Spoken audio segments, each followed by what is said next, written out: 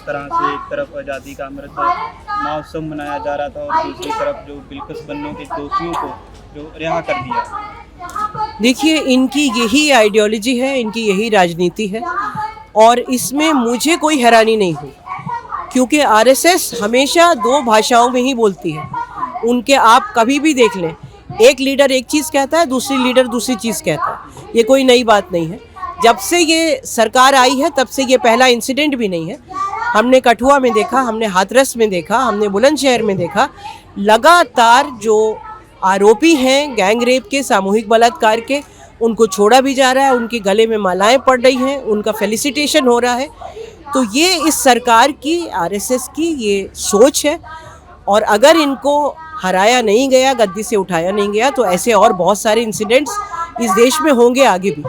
जो विक्टिम का जो अपराधियों का है, छूने वालों के साथ जो स्वागत किया गया है, उससे मैसेज किया गया है पूरे देश भर में, क्या समझती हैं? बहुत ही भयानक मैसेज गया है। बहुत ही शर्म की बात है कि ऐसा इस देश में हुआ है। लेकिन जैसा मैंने कहा कि ये पहली बार नहीं हुआ है, ये लगातार ये हो रहा है कि बलात्कारियों को मालाएं पहनाई जा रही हैं, उन्हें मिठाई खिलाई जा रही है। ये सीधा सा एक संदेश जाता है कि इस देश में अब औरतों की इज्जत करने के लिए कोई जगह बाकी नहीं बची है। कम से कम जो लोग राजनीतिक पार्टियों में बैठे हैं, जो सत्ता में बैठे हैं, वहाँ पे कोई जगह नहीं है औरत की इज्जत की। ये संदेश बिल्कुल साफ है। क्या आप कोई न्याय की उम्मीद कर सकता है ऐसी घटना देखने के बाद? अगर कोई अपराधी जो पीड़ित है जाता है कोर्ट, तो क्या वो उस विश्वास के साथ जाएगा क्या? देखिए, विश्वास तो हर बार ऐसे हादसा जब होता है तो कम होता जाता है, लेकिन उसके बावजूद अपने हक के लिए लड़ना कभी बंद नहीं होता। तो विश्वास तो हम खोना नहीं चाहेंगे, कोई भी नहीं खोना चाहेगा। और ख़ास तौर से अपने देश के हाई कोर्ट में, सुप्रीम कोर्ट में हम विश्वास नहीं खोना चाहते। हालांकि इस बीच में बहुत ऐसे फैसले आए हैं जो बहुत आपत्तिजनक हैं, लेकिन उसके बावजूद हमें विश्वास है और हम ये सोचते हैं कि सुप्रीम कोर्ट में ये केस गया है और वहाँ से इन 11 दोषियों को फिर से गिरफ्तार करने का ऑर्डर दिया जाए, ये हम एक्सपेक्ट करते हैं। क्या जो रिहा किए गए हैं उससे जो दूसरे अपराधी अभी जेल में हैं, तो क्या उनके अंदर कोई हौसला पनपेगा कि हमें भी जो रिहा किया जाए? बिल्कुल पनपेगा। बिल्कुल ये एक संदेश दे रहा है कि जो दोषी हैं, या तो जो गिरफ्तार नहीं हुए हैं उन्हें गिरफ्तार नहीं किया जाएगा, और या जो ऐसे ही और जघन्य अपराधों में बंद हैं उनको भी छोड़ा जा सकता है। क्योंकि जब आप सिर्फ ये 11 लोग, ऐसा नहीं है कि ये कोई आम दोषी थे।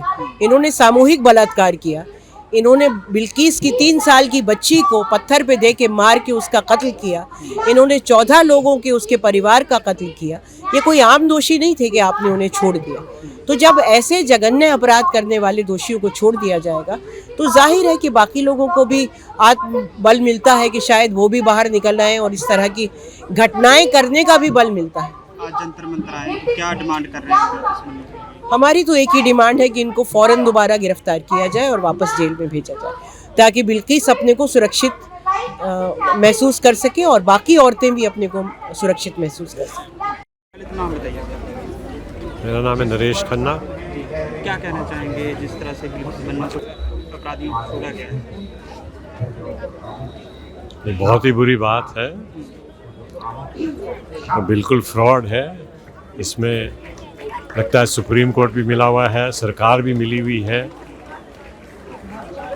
और रेपिस्ट को छोड़ रहे हैं, मर्डरर्स को छोड़ रहे हैं। और ये सरकार जो है, इसका मतलब है ये सरकार जो है, जो बीजेपी सरकार है, गुजरात में भी है, यहाँ भी है, ये रेपिस्ट और मर्डर की सरकार है।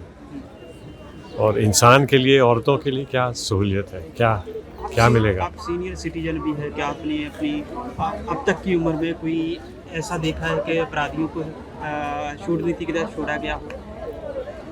नहीं, ये तो बहुत ही ज़्यादती है। ये बहुत ख़राब बात है। इसको सुप्रीम कोर्ट को इसको रिपील करना पड़ेगा, देखना पड़ेगा, इनको अंदर जाना पड़ेगा। ये बहुत ज़रूरी है, नहीं तो किसी इंसान, किसी औरत के लिए कोई आज़ादी नहीं हमारे देश में। ये बिल्कुल कॉन्स्टिट्यूशन के खिलाफ है, ह्यूमैनिटी के खिलाफ है, इंसानियत के खिलाफ है। तो खड़ा होना पड़ेगा।